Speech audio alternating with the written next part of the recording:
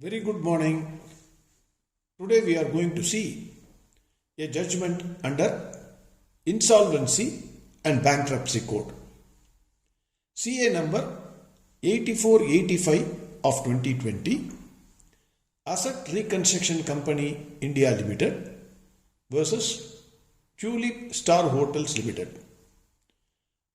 Supreme Court judgment.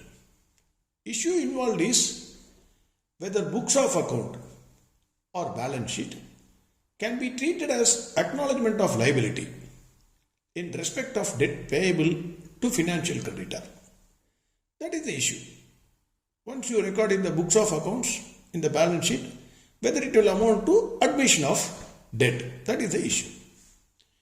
V Hotels is a corporate debtor. The facts of the case. V Hotels is a corporate debtor. Tulip Star Hotels Limited, that is TSL, and Tulip Hotels Private Limited, THPL, hold 50% share in the corporate debtor.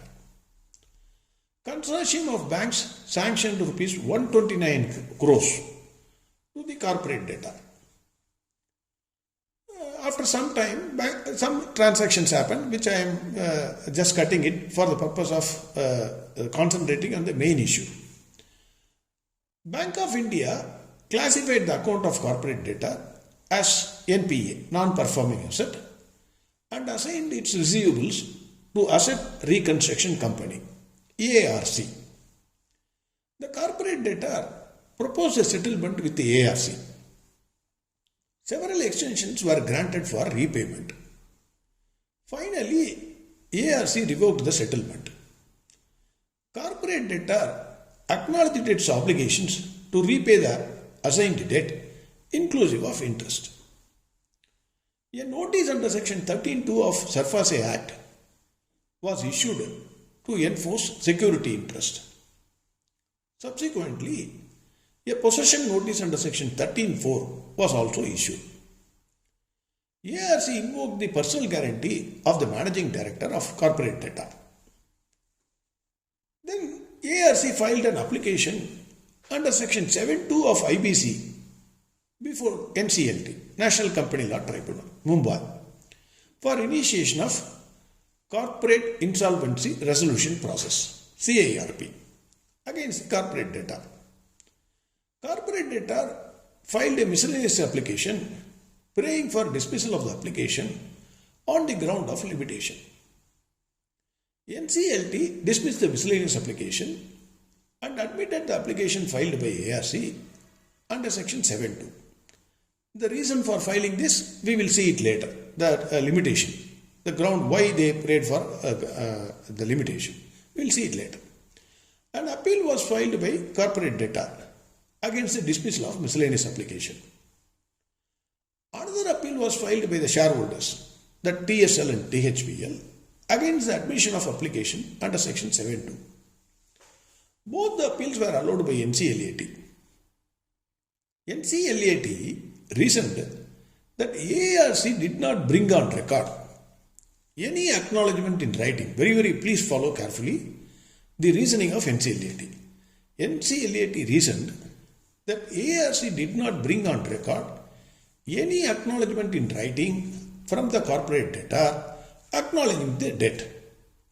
The books of account cannot be treated as an acknowledgement of liability. Hence, ARC allowed the appeals filed by the shareholders, saying that on the ground of limitation, this Section 7 application is not maintainable. An appeal was filed before Supreme Court. Supreme Court held 1. A financial creditor is required to apply in Form 1.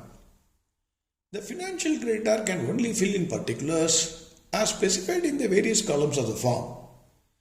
There is no scope for elaborate pleadings. An application to the adjudicating authority under section 7 of IBC cannot therefore be compared with the plaint in a suit and cannot be judged by the same standards as a plaint in a suit or any other pleadings in a court of law. 2. On a careful reading of section 7(2) and 7(5) of the Act, there is no bar to the filing of documents at any time until a final order, either admitting or dismissing the application is passed. This is 2. 3. Time of 14 days given under section 7.4 is not mandatory but directory.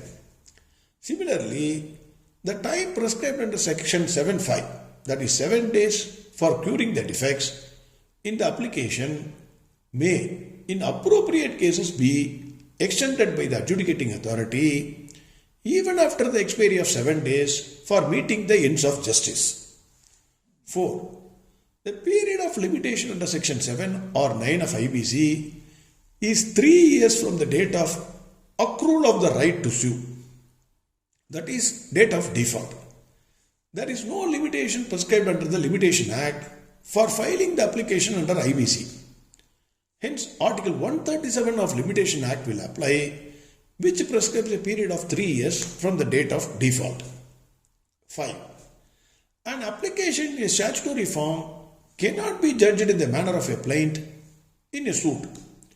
Documents filed along with the application or later and subsequent affidavits and applications would have to be construed as part of the pleadings. 6. It is well settled that the entries in books of accounts and or balance sheet of a corporate debtor would amount to acknowledgement of debt under section 18 of the Limitation Act. This is very, very important. Under section 18 of the Limitation Act, the entries in books of account and or balance sheet of a corporate debtor would amount to acknowledgement of debt. The Supreme Court held that an application under section 7 of IBC would not be barred by limitation on the ground that it had been filed beyond the period of 3 years from the date of declaration of the loan account of corporate debtor as NPA. If there were an acknowledgement of the debt by the corporate debtor before the expiry of the period of limitation of 3 years, in which case the period of limitation would get extended by a further period of 3 years. Now, this is very, very important because the dates are important. Why the period of they argued that period of limitation will apply. Now, why Supreme Court says period of limitation will not apply? In the present case, corporate debtor was declared as NPA on 1/12/2008. By a letter dated 7/2/2011, the corporate debtor acknowledged its liability and proposed a settlement. Further, the corporate debtor acknowledged its liability in financial statements for the years 2008-9 to 2016-17. Hence, the application filed on 3/4/2018 is well within the period of limitation. This is what Supreme Court held. The order of the NCLT was set aside. Thank you very much. Have a great and wonderful day.